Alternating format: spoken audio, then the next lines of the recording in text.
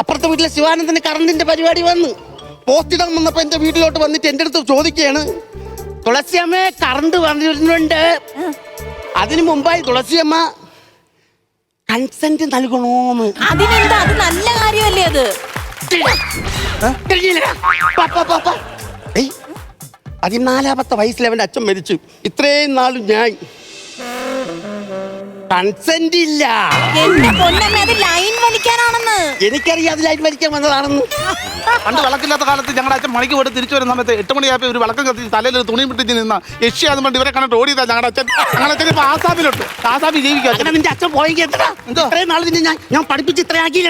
എങ്ങനെ പഠിപ്പിച്ചു? മണ്ണെണ്ണ വിളക്കിന്റെ ചുറ്റിയിരുന്ന് ഞാൻ പഠിച്ചു കഴിഞ്ഞ് മൂക്കിനകത്ത് കൈ കയറി ഇഞ്ഞിരുന്നപ്പോ ഇവരെന്ന് പറയാം, എന്റെ മോനല്ല ഇറങ്ങിപ്പാ പറഞ്ഞു.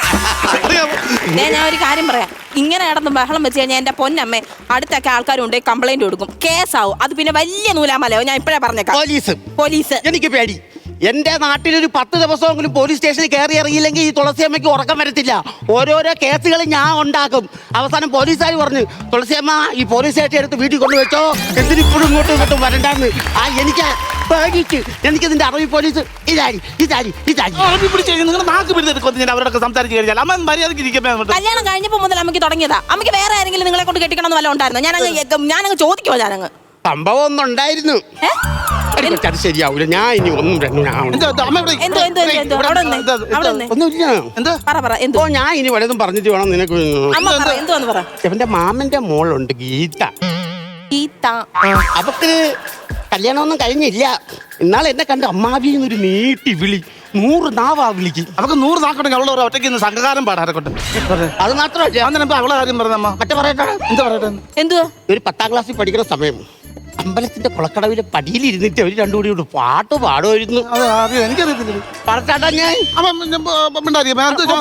പാട്ടി കുഴപ്പമുണ്ടോ? ഇവിടെ കേൾക്കാൻ വേണ്ടി പാടും. കഥയിലെ രാജകുമാരനും ഗോപകുമാരിയും ഒന്നാവാൻ പുഴയിലെ പിന്നോളങ്ങളിൽ മിരിയുറക്കിയ സിന്ദൂരം അവരിരുപേരും മറ്റതും മറിച്ചതും ചെയ്തു ആ അമ്പലക്കൽപ്പടവിൽ. അവരിരുപേരും അത്രേ ഉള്ളൂ.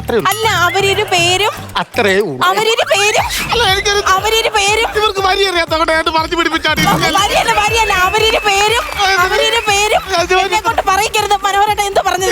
പിന്നെ എന്തിനാ ഞാൻ ലീവിന് വന്നപ്പോ എന്നെ കയ്യും കലാശവും കാണിച്ച് എന്നോട് ഇഷ്ടമാണെന്ന് പറഞ്ഞ് എന്തിനാന്ന് പറ. സത്യം പറഞ്ഞ പണ്ടക്കാട് കണ്ട് ഇവര് പറഞ്ഞു വെച്ചതാ. ഞാൻ നിന്റെ വീട്ടിൽ പെയിന്റിങ്ങിന് വന്നപ്പോ ഞാൻ ബ്രഷിൽ ചേർത്ത് കുടഞ്ഞപ്പോ നീ എന്റെ കൂടെ വന്നില്ലേ? ഞാൻ വിളിച്ചാന്ന് പറഞ്ഞോണ്ട് എനിക്കത് നീ അല്ലാതെ ആരുമില്ലടി.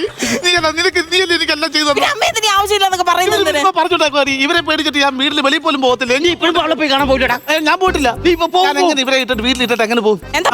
നമ്മുടെ വീട്ടിലെ ഗ്യാസ് തീർന്നപ്പോ ഗ്യാസിന്റെ പൈപ്പ് എടുത്ത് കത്തിച്ച് കടക്കാപ്പി അരച്ച് ഇവരെ ഫ്രിഡ്ജ് തുറന്നിട്ട് അപ്പുറത്തെ പിള്ളേരെ വിളിച്ചിട്ട് പറയാം കാശ്മീർ കാണിക്കാന്ന് പറഞ്ഞിട്ട് എന്തുമാത്രം നാശം കാണിക്കുന്നത് ഈ തള്ള. ഇവരെ ഇട്ടിട്ട് ഞാൻ എങ്ങും വെളിയിൽ പോകുന്നില്ല. കടിഞ്ഞിടയ്ക്ക് കേടൊക്കെ തീർന്നു.